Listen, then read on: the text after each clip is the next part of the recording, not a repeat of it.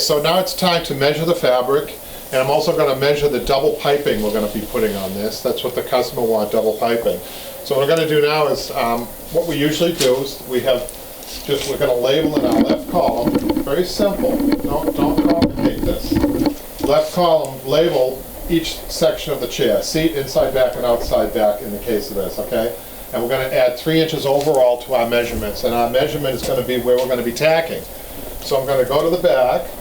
I'm going to go where I'm going to be tacking to the back, to where I'm going to be tacking in the front, which is 26 inches. So I'm going to cut it 29. So we talked in previous videos that you need a little extra to stretch. Now, so what you're going to find, if you already have taken a chair apart and used the patterns for the old fabric, you find you must have had a hard time putting that back on because you have nothing to stretch with. So upholsterers start with enough fabric to stretch with. So that's what makes it so clean and beautiful. When you don't have anything to stretch, not so much, okay? So now side to side, we're going to do the front. Side to side, I get 29, so we'll do 32. So our seat is 29, front to back, 32 side to side. Now the top, the inside back and the outside back are about the same, so we go from the top 24, so we're going to add 3 inches, 27. Side to side, we're going to go 17 plus 3 is 20, and we're going to get the same measurement for the outside back. So let's cut our fabric now. Oh, let's measure for the double piping. Double piping. I'm going to go all the way around, and on this one here you want to add at least 6 inches. At least 6 inches. Okay, so I got 100 inches. On the seat double piping, 100 inches. And on the inside back and outside back double piping, we've got 72 inches, and we need 2 of those. Seat, 100 inches. So there are our measurements for our 1860 Victorian chair for fabric. Okay, so we're going to take our 32 inches, 32 side to side. The velvet is always running towards you, the nap towards you, okay? 32 and 29. I'm just going to chalk all these out.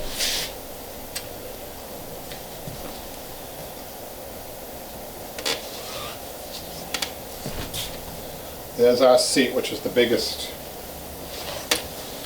And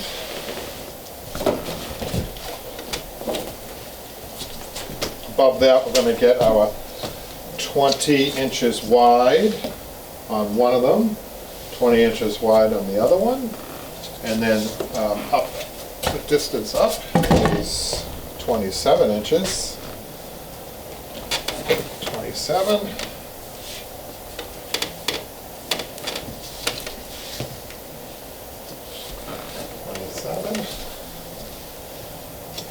So we got our 3 pieces here, and then I'm going to cut them in a little bit. I'm going to cut them. And I want to show you one thing on the double piping. I've already cut my double piping, which ran along the length, and I actually figured that out mathematically that I had enough to take on the seat. I had 100 inches of fabric. So it's always better on the double piping if you can, or any piping, single piping too, is to run it in one piece. It just makes you look for a more professional job. So we're going to cut that, and then we'll meet you back on the bench. Okay, so now I'm going to add a layer of cotton. I suggest AAA cotton, not the synthetic. AAA is the best. It has more body. So we're going to go over the muslin with this, and I'm going to show you how to trim this. Okay, usually I just go from the roll and then trim from the roll like so. And what I'm going to do is, actually trimming this is very similar to cutting the fabric. So I'm going to cut around the post, and the nice thing about the cotton is that you just cut it with your hands. The synthetic sometimes doesn't tear as well. So this tears really well. So what you're going to do is just tear it around the post like so. Let the cotton fall naturally over the whole seat. I'm tearing as I go, right? This is old school, folks, right?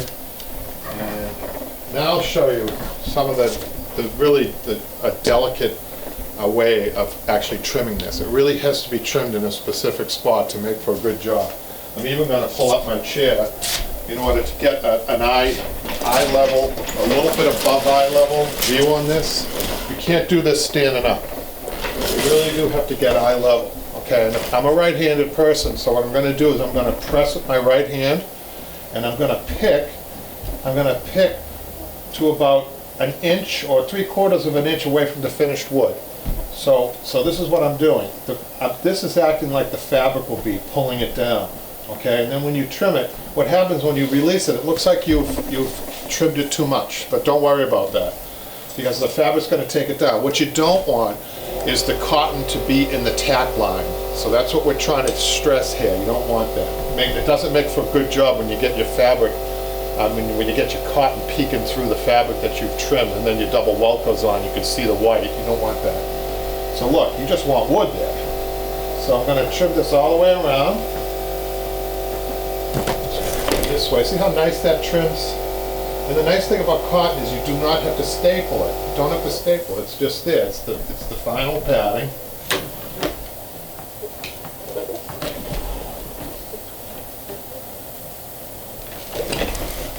I think what I'm going to do is add just a little bit more cotton on this. I'll show you what I'm going to do in a minute. I'm going to finish trimming this up. We will scrap cotton. You know, your scrap cotton you can use to stuff pillows with, although AAA cotton doesn't make a great pillow, which you can use it more for corners of cushions and things like that, probably would be a better use. So I'm just feeling this. I think I might want to add a little cotton underneath that. So just another. What I'm going to do is I'm going to just trim the machine edge. You always want to trim the machine edge, the cut edge of the cotton off. And I'm just going to flip this up and add just another little cotton in there, because just because I want a little bit more crown. It's not going to affect where I have it trimmed. Now I like that. All right. Well, we're ready for our fabric. And I have cut right here. Now, on cutting your fabric, you've seen in other videos, make sure you mark the fabric, which I did. This is the seat front. So the nap is coming this way on the velvet.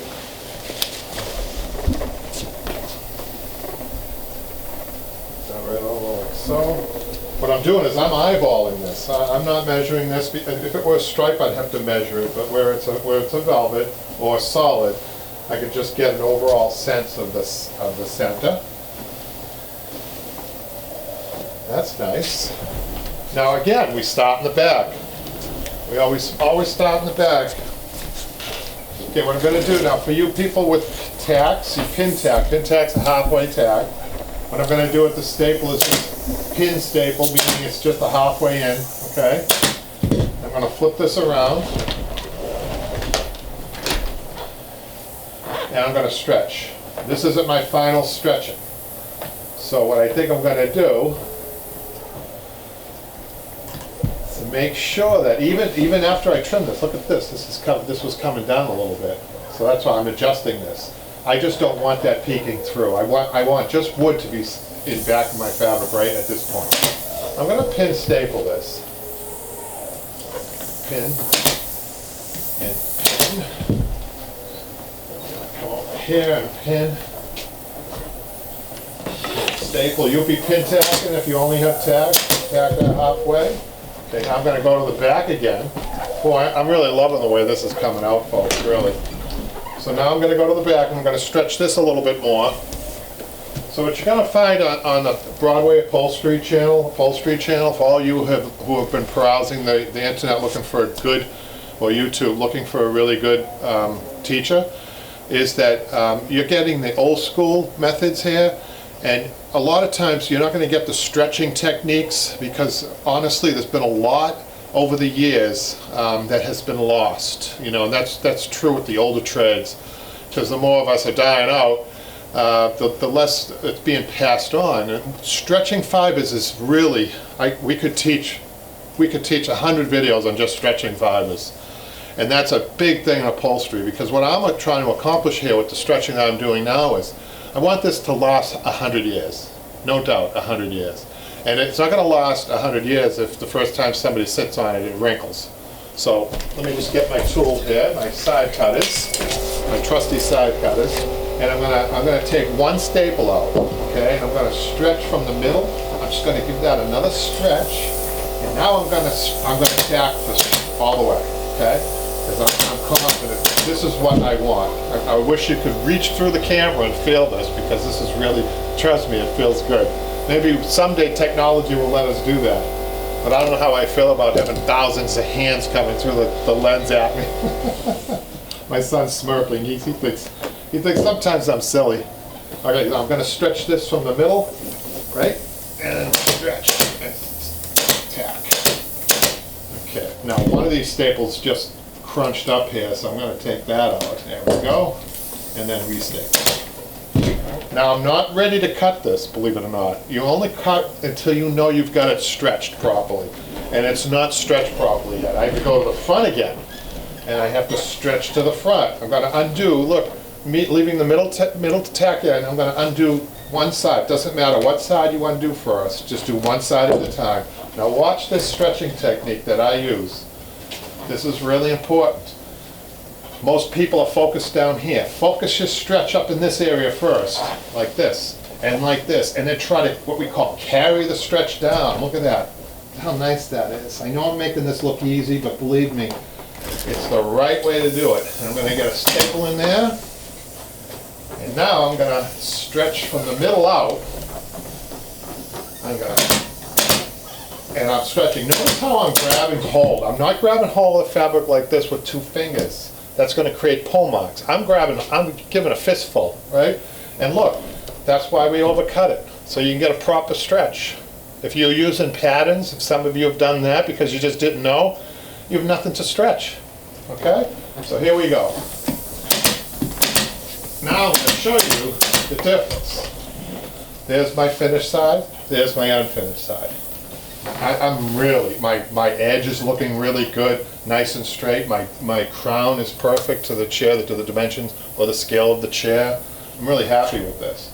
So now we're going to take these out, and we're going to do that same thing. Look at my hand up here, look folks, and then we're going to stretch, and then stretch to the side.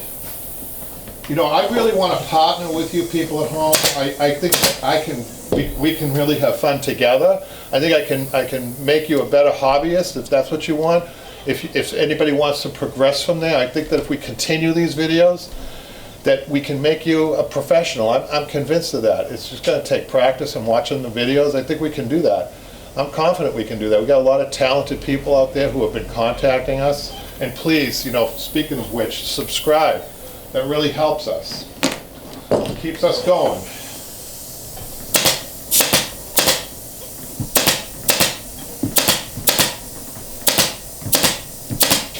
Just want to say thank you. We just reached 5,000 subscribers. I'm very happy about that. I'm really happy with this. Now I'm ready.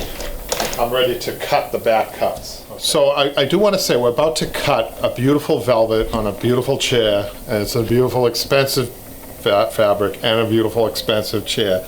This is where a lot of people in the 2,000 or 3,000 people that I've taught upholstery in adult ed in the Boston area, this by far is this is the hardest part for them.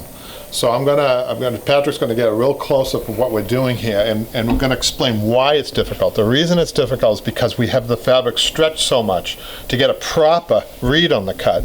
But the proper read is not a good read because the fabric is all stretched. So this is what you need to do. You need to fold the fabric back, right? And now here's the mistake people make, Patrick. They come out to the corner and they work in. That's not always the best cut. I can tell you, it's not always the cut at all. So what you're trying to do, actually, when you look at this fold, try to get the fold right up against the wood there, and try to visualize the cut. You need 2 pleats on either side of the post.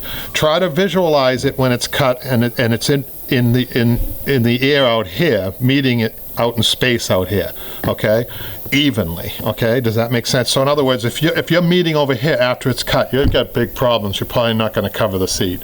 So that's why a lot of people are fearing this. So another technique too is if you want to chalk it, chalking sometimes helps. So this is it. This is the cut, okay? I'm just going to make it. Okay, it's from here, and it comes this way. Look at. Now see, that's why you can't always go by your point, okay? You can't even square up, you know, like that sometimes. So what you're going to do is you're going to get to this point, and then it's going to be a V right here, okay? And then you don't want to go, like the burlap, we went all the way. Here you don't want to do that because you want coverage, okay? So what I'm going to do is let's cut that. I know that is a lot of information, but with the benefit of YouTube, you guys can stop it and speed it up or whatever you want to do. Look at it a million times and practice. Maybe practice with muslin. So I want to show you. Now, did I achieve what I wanted to achieve? So here's a view from the other side. Remember I said out in space, it meets out in space evenly. Well, there it is. Okay, now we have to do some fussing because we need to cut it a little bit more, but I'll show you that in a minute. So let's let that go. And so I'm going to cut this a little deeper. I'm going to extend my cuts. That basically is what I'm doing. I'm extending the cuts a little bit. Okay. Now I have the knowledge that I should give you of the fact that we are going to be stapling onto this wood rail, which makes it a little easier because if you make a mistake, but in some pieces you don't have the benefit of that rail, so you have to cut. So that's a little tougher, a little finer cuts. We're going to try to show you that with this. I'm just going to show you what I would do if this didn't have a wood rail. Of course, there would be padding here, remember, too. It would be padding all the way out here, like right in here. So this is what it would look like with a lot of padding on it. See that? And then this pleat, this would be inside the chair. Okay, but now, so what I'm going to do now is I'm going to get a staple right in here because I like that. Okay, I like that right there. Really like the way that looks. And then what I'm going to do is I'm going to pull over here, I'm going to sit down, I'm actually going to get a pleat, even though the double welt is going to cover this. See, let's pretend like it didn't have the double welt going around. So the pleat would be coming down like this and you would be like right there. But because we're having double welt, I can make a staple up there. Does that make sense to you all? And then I'm going to just give this a little fist hammer. I'm going to get a couple of more tacks this way, staples, and then I'm gonna, this needs just a little bit more cut. Let's pretend like it had a lot of batting in there and I wasn't coming around here with the double piping, just to show you. You can tuck that in. You know, you should be using a regulator at this point too. Regulators are really an important tool because a regulator can get where your fingers can't, right? Now, you're going to learn a lot about tool usage if you keep tuned to the channel too. You've already seen a lot now. Now you see the regulator. Look what I'm doing with this regulator. See, I'm pulling the fabric this way. I'm tucking the fabric in. I'm holding this now with my hand. I got a good read on it. And let me just see that.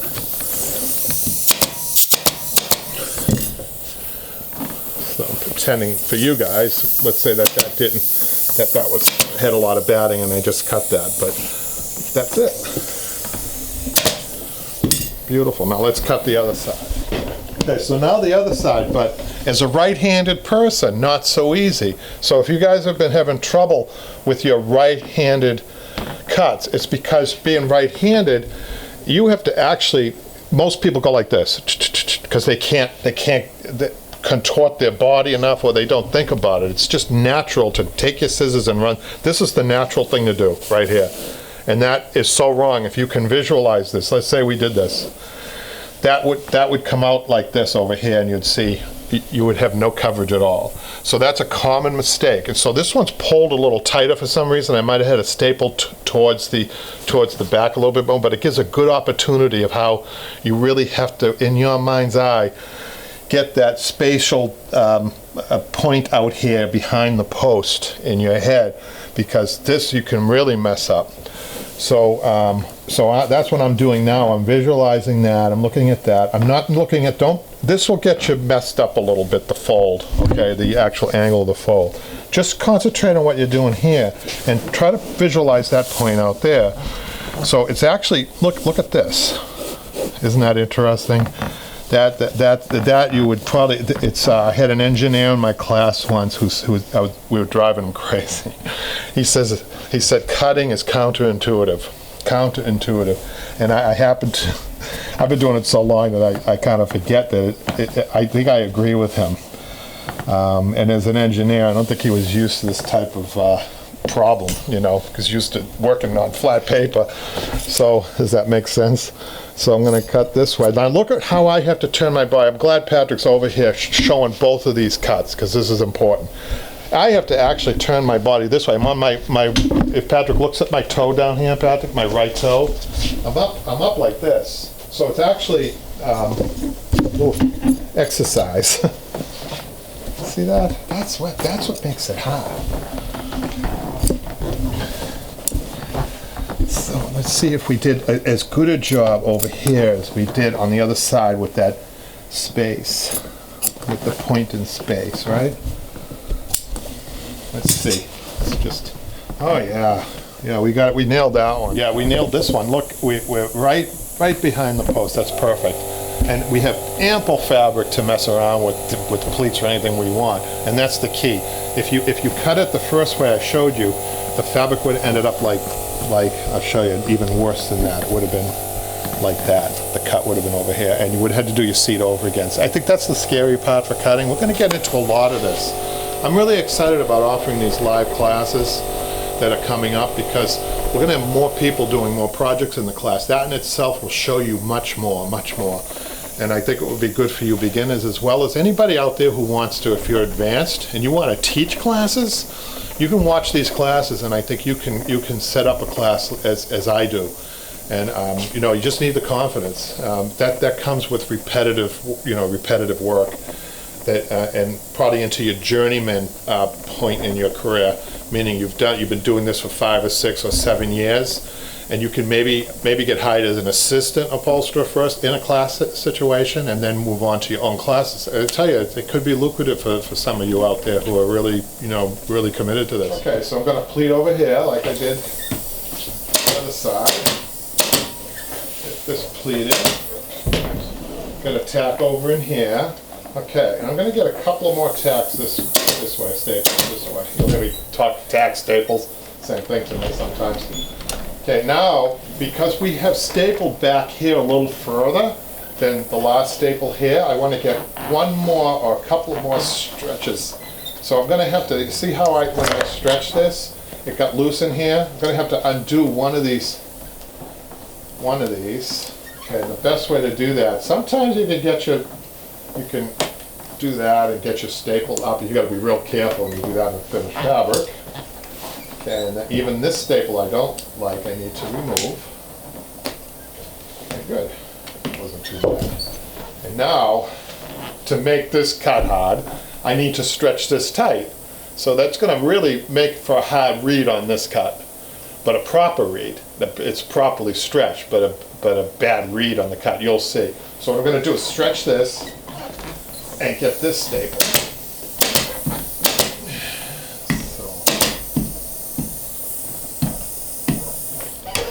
Show you a little trick here. I got a little, see how I got a little pucker there? Take your regulator, push it in, stretch it with the regulator, and then staple above the regulator. Did you see that? So that's just one trick that was taught to me by my mentors. I had at least 3 or 4 mentors, sometimes a guest mentor come into a shop that I worked in, and between all of them, we're talking 500 or 600 years of experience, no kidding. Because they were all older gentlemen when I started, and I didn't realize how lucky I was.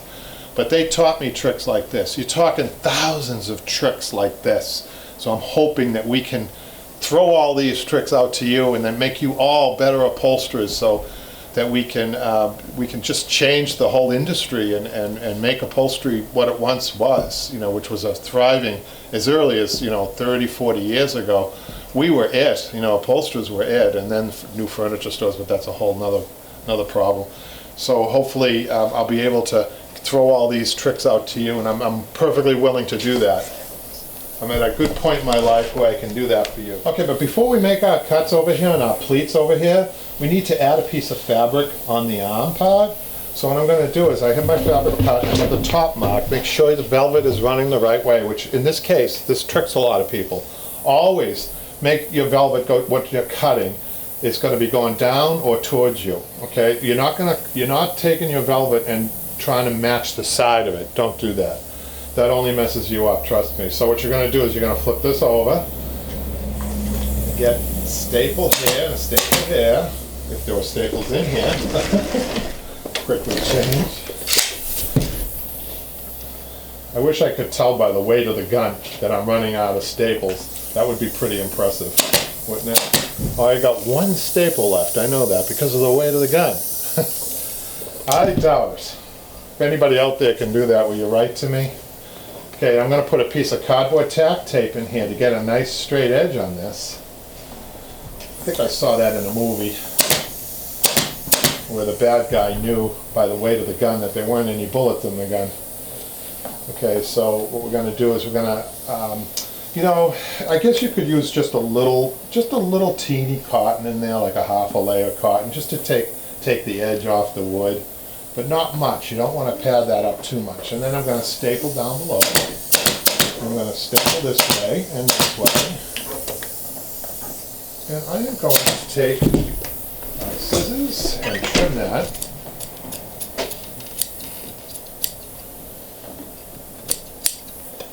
So this is all ready for my pleats. Now I'm going to do the other side too while I'm at it.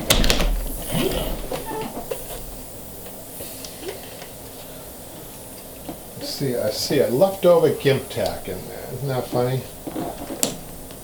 This fellow who put this in 150 years ago, I wonder where he is now. Look at that. Okay, so we got our top. I got our top. Make sure the top is where it's supposed to be.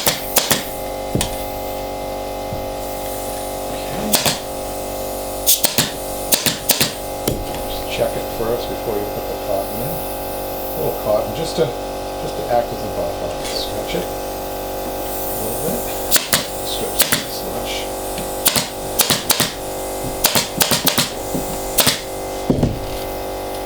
There we go. Show that. Okay, now we're going to get a close-up of the cut on the front. So this cut is not as hard as I first thought it was going to be, because we're folded. We got a nice fold here. You can even, you see, you got an angled fold a little bit, so you have to angle it just a little bit this way. So I'm going to come this way and to right about there, and then I'm going to do that V, okay? And then, you know, I would suggest, especially for your beginners, to undercut this. So what you want to do is, let's say, purposely undercut it, and then check it. And then say, oh, I need to cut more. Bring your fabric back and cut more. Make sure that you're only cutting through one layer at a time. Right? That's important. Cut it. Okay. It's good that I have the double piping running around here, because it eases you a little bit. There's a better margin of error when you have that happening. Okay, so what I'm going to do now, get my regulator. Use my regulator just to tuck that in like so, right? And then I'm going to try to get a staple right in there, or tack. You're using tacks, okay?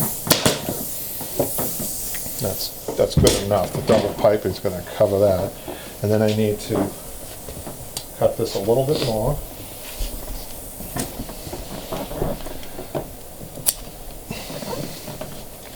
See how I'm just tucking that in?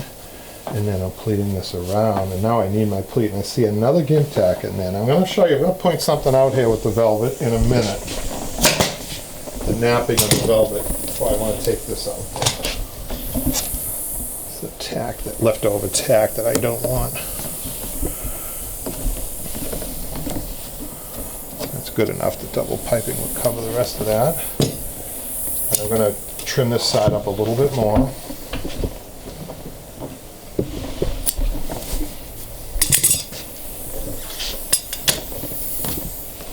Tuck that in there. Very good.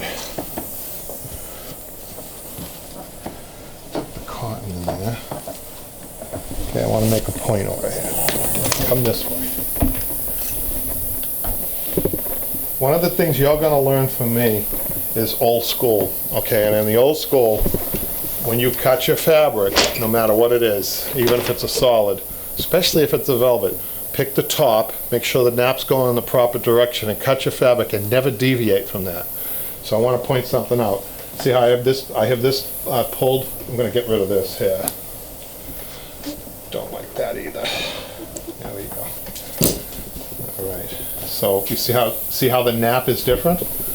Well, that's just the way it is, and that's a tradition in upholstery that I think you should keep. I promote it. Always pick the top so that the inside back's going to have a top. The seat's going to have a front and a back. So the terminology changes when something is flat. The side pieces under the arm have a top and a bottom because you're looking at it like this. It's how you're looking at it, okay? The shading will work out. It's actually an endearing feature. So what I'm going to do now is I'm going to come over here and I'm going to stretch this down and I'm going to get a pin tack in here because I know that I'm probably going to have to adjust this pleat due to the wrinkling here. So let's do that now actually. So what I'm going to do is try to stretch to the back. Sometimes it's easier cutting your fabric just a little bit if you've got too much fabric. So I'm stretching to the back.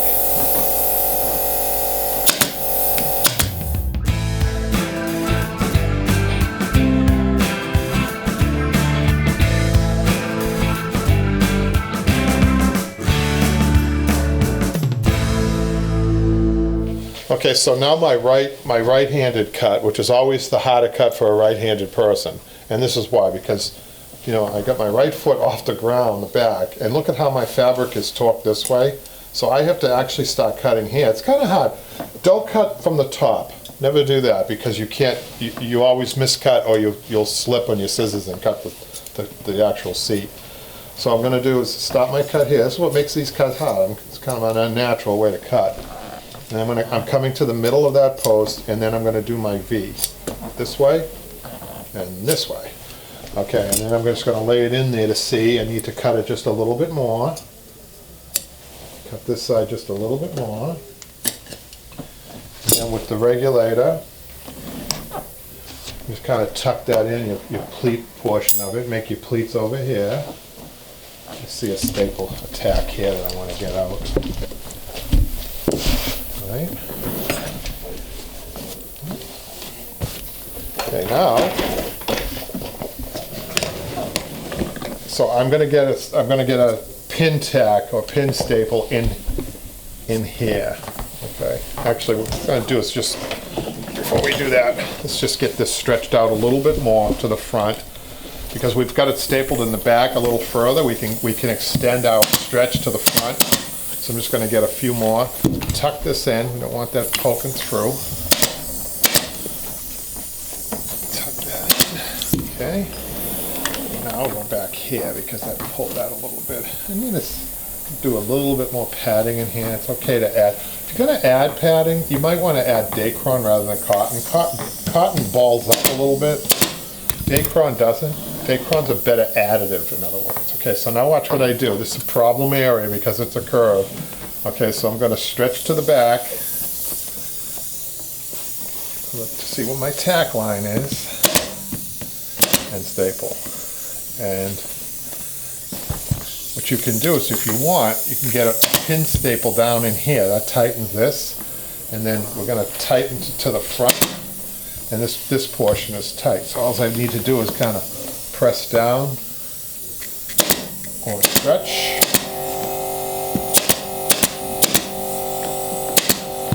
So what happens is you have to go back and undo a few staples to get these puckers out. I think I'll do this one first. This one's the easier one to fix. Sometimes you end up with more wrinkles this way or this way, it depends. Sometimes it depends on being a right-handed or left-handed person, believe it or not. So with the regulator, you can take and stretch this a little bit. See that?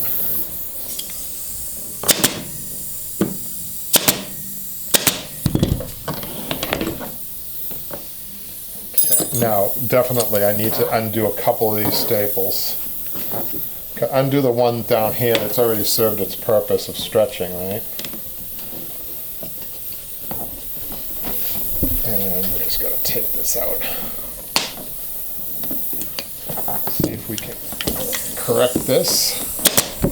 So for all you people wondering, you know, pin tacking, you could pin tack the entire seat down. See, I'm speeding up a little bit, okay? Because I've done this a long time. So these could have all been pin tacks, and then perfect, and then staple. I have a lot of confidence, so I go to actual stapling, you know, almost right away. So now what we're going to do is fold this in.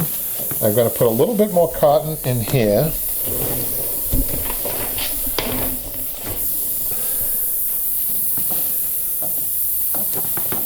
All right, I'm going to pull this down and staple.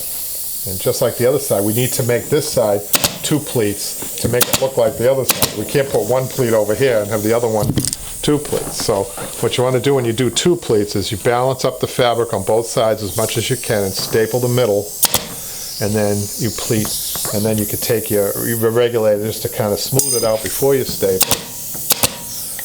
And there you go.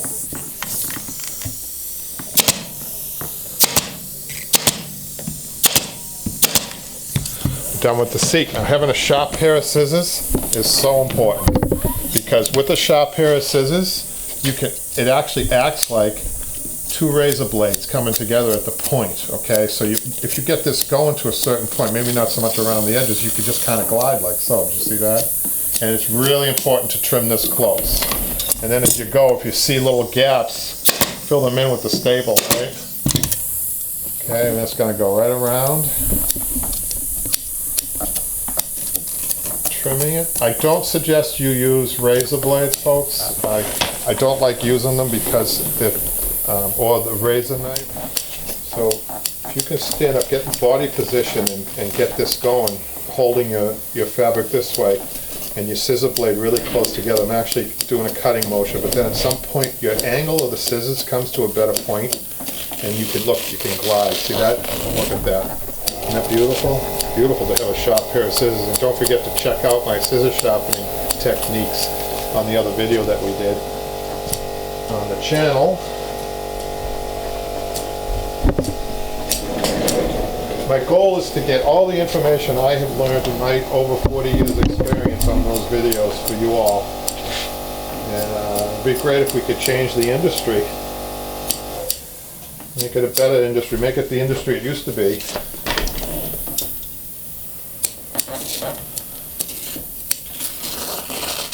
Okay.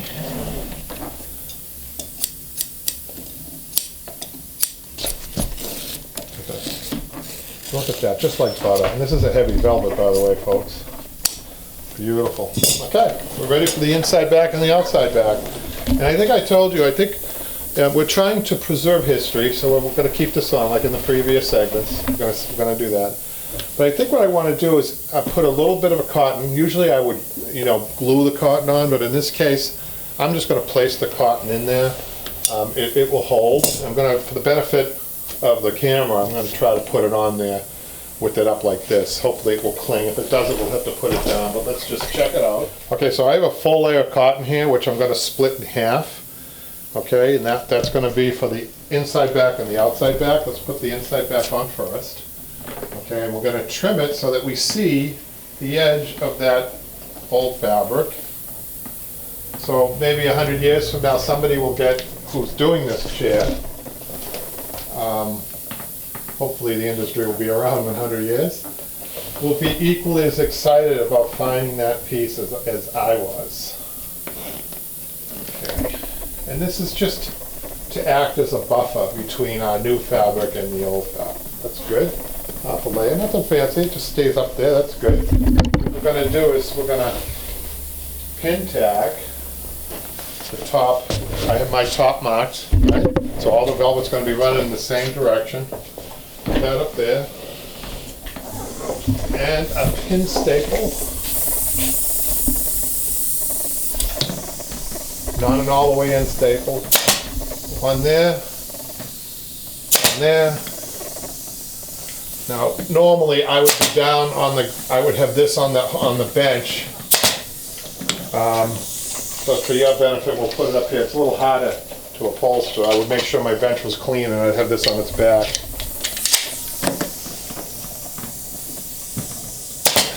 Okay. So now I'm going to pull this down. Now, folks, on the inside back, this is about stretching techniques. If you have a sprung seat, you're stretching more. The fabric should be stretched more. If you remember on the seat, when we were stretching, you know, front to back, front to back. On the inside back and the outside back, you don't need as much stretching.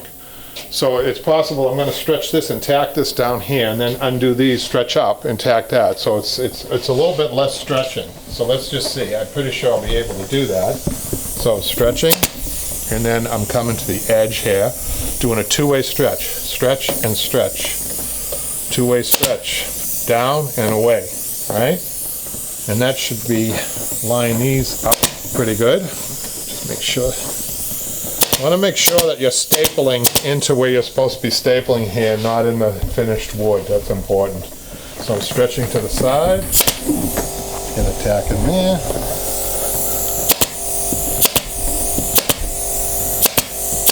Okay, I think I might get another one or two around the corners here.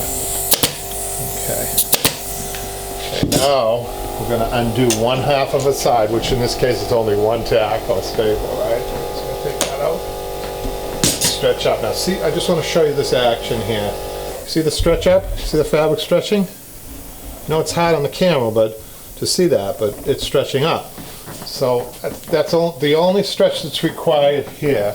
And I'm going to stretch it to this point right here, staple, and then from the middle tack out,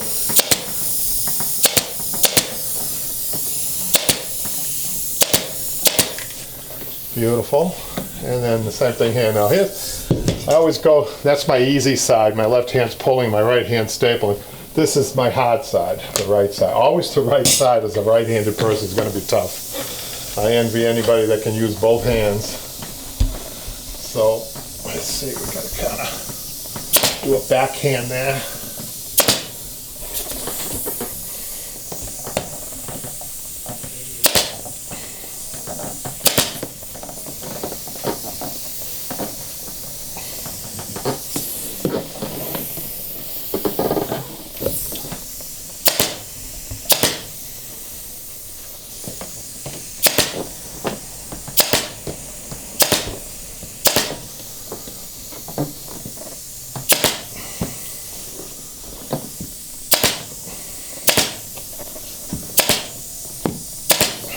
Nice.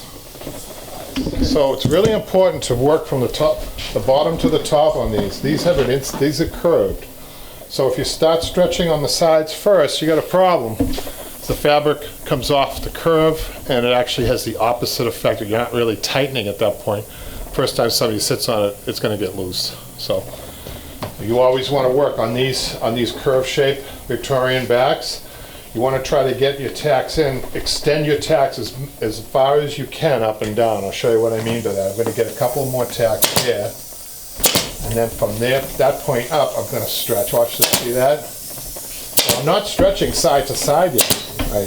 This is just top to bottom stretch right to that point. Okay, now I'm going to come to the middle. And now I've got my stretch. This is a very small stretch that I'm doing this way only. Very small, hardly at all. Okay, because most of my stretch is already there.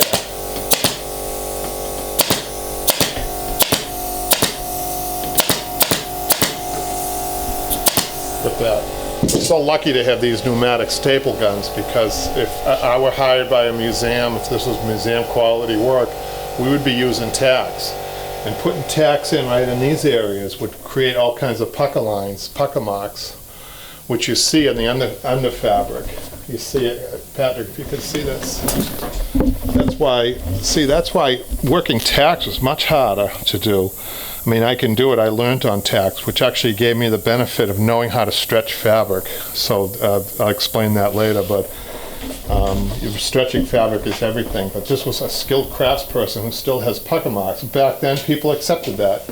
They knew that the tacks created that. It was actually kind of an endearing thing on an antique to see that. But the staples being two small prongs, and it's kind of like a bridge, it eliminates a lot of the puckering. So we're very lucky that way. One reason we're lucky with the staple gun among many. I mean, who wants to be spitting tacks? I don't think we'd have too many people in the industry right now who want to learn upholstery who had to spit tacks. Again, I'm going to try to, for the benefit of the camera, I would normally be down on the bench doing this. Position, body position is everything. Brings up a good point. I'm struggling. You can see how I'm struggling to try to get the view of the camera. You know, my body is like, my 60-year-old body is contorting in a way I never thought possible, right? To try to get this picture.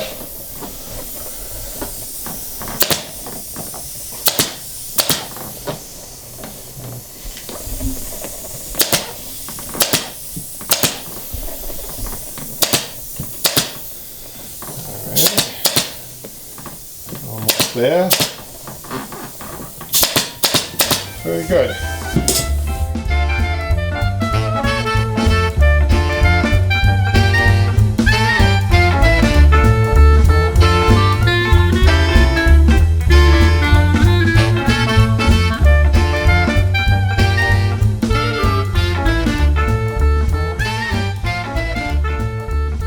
So the outside back's a little easier because there's hardly any padding at all.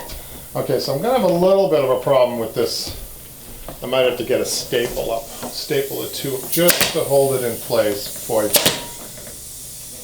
just up here. Okay.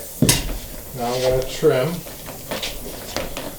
I want to be able to see where I'm tacking, so it doesn't have to be too fancy. The trimming, you know. It's just a buffer. There we go. Okay. So I got my top marked, up top, right? I'm going to get that stapled.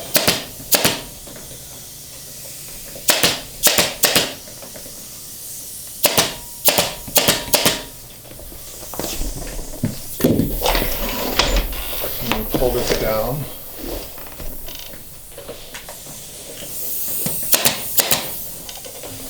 And start putting on the bottom. This is not going to be need to pin at all, but for all you beginners, you would be pinning the top first, the bottom if you're not sure, and pin tack the whole thing. You can pin tack it every 2 inches. Make sure it's proper for you, and then go staple in between, or set the tacks, or take a tack out and stretch it, whatever. But I'm kind of skipping a couple of steps here. You know, make it look a little easier. You got to know the stretching. Okay, so I'm going to be stretching down to this point, and then opposite that, I'm going to come up, stretch up. Again, like this wants to wrap because it's curving, you know, out this way. So that's what makes it a little easier too. That's more of a natural curve for fabric. The front not so natural, the sides of the seat not so natural. So that's why you might have a little harder time in those areas than you do in other areas. Ready? Let's trim this.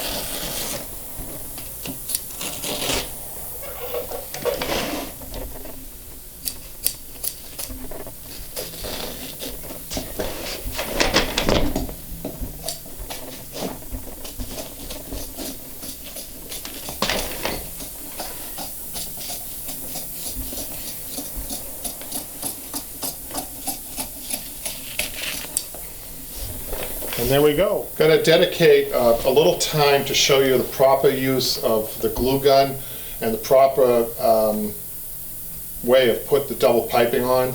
And I just wanted to give you a little bit of a preview on how this is going to finish up. and by just placing this on here. And I'm going to show you, I have one piece of double welt to do. We'll show you how to, on the machine, how I do that. I have other videos of that too, but it's nice to see this in the works. So this is going to go just like so. So wait till next time. I can't wait till next time. We'll be finishing up this product, this chair, and then sending it off to the customer.